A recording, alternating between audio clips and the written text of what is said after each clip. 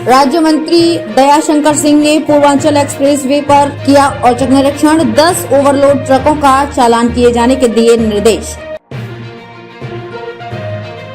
Didarganj police ने checking के दौरान अवैध तमंचा व कारतूस के साथ एक शातिर अपराधी को किया गया गिरफ्तार।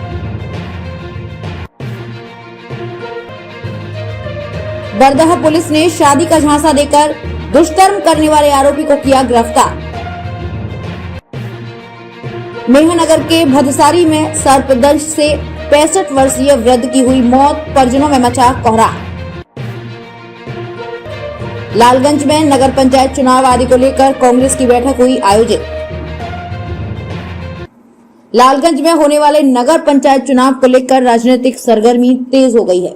बैठकों का दौर भी शुरू हो चुका है।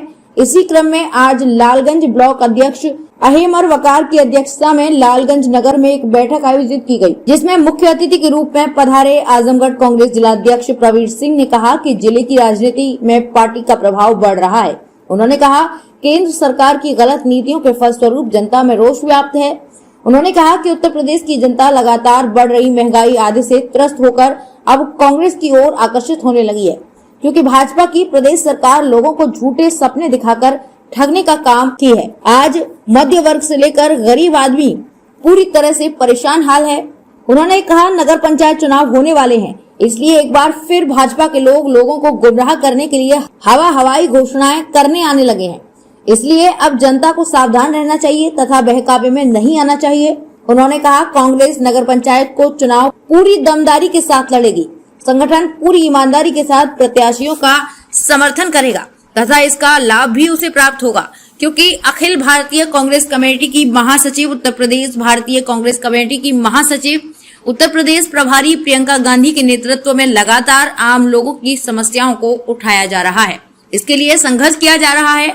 यही कारण है भाजपा भयभीत है और वो तरह तरह के हथकंडे अपना रही है। ईडी के माध्यम से लगातार कांग्रेस के अध्यक्ष सोनिया गांधी, राहुल गांधी को पूछताछ के नाम पर परेशान किया जा रहा है, लेकिन कांग्रेस के कार्यकर्ता चुप बैठने वाले नहीं है। वो शांतिपूर्ण ढंग से सत्याग्रह कर भाजपा की गलत नीतियों के लिए लोगों को जागरूक कर रहे हैं, जिसकी आगामी चुनाव में काफी असर पड़ेगा। बैठक का संचालन रामानंद सागर ने किया।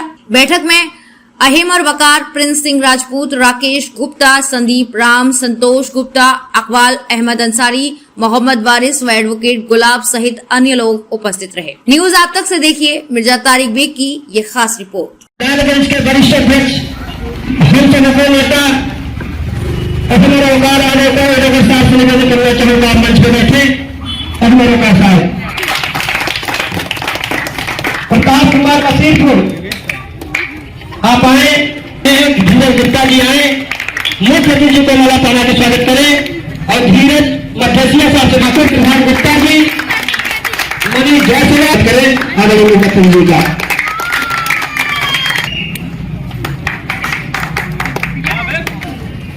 आज आप लोग देख रहे हैं हमारे देश की हालात क्या है। पूरे देश कहते हैं हमने चाय बेची। मैं कहता हूं कि चाय बेचने वाला व्यक्ति, चाहे हमारे गांव का हो चाहे हमारे बाजार का हो, सब्जी बेचने वाला व्यक्ति चाहे हमारे गांव का हो चाहे हमारे बाजार का हो, तो निश्चित रूप से स्वाभिमानी होता है, सम्मान का प्रतीक होता है, क्योंकि चोरी नहीं कर रहा है, वो अपना काम कर रहा है और अपने काम पर उसको गर्व है। लेकिन ये गाना गाने का विषय नहीं है। राजा की कोई जाति नहीं होती, राजा का कोई धर्म नहीं होता, राजा की कोई संतान नहीं होती।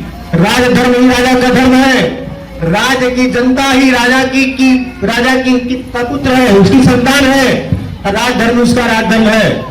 मैं भाइयों आपसे कहना चाहता हूं कि 10 सालों तक मनमोहन सिंह देश के प्रधानमंत्री थे। उन्होंने कभी नहीं कहा कि हिंदुस्तान पाकिस्तान के बंटवारे में हमारे खानदान का कत्ल हो गया और हम लोग कैंपों में रहे, डिबरी में पढ़े। और ये आपके लिए गौरव की बात है, खासतौर से उन लोगों के लिए जो गरीब तबके के लोगों का जो संघर्ष करते हुए लोग हैं।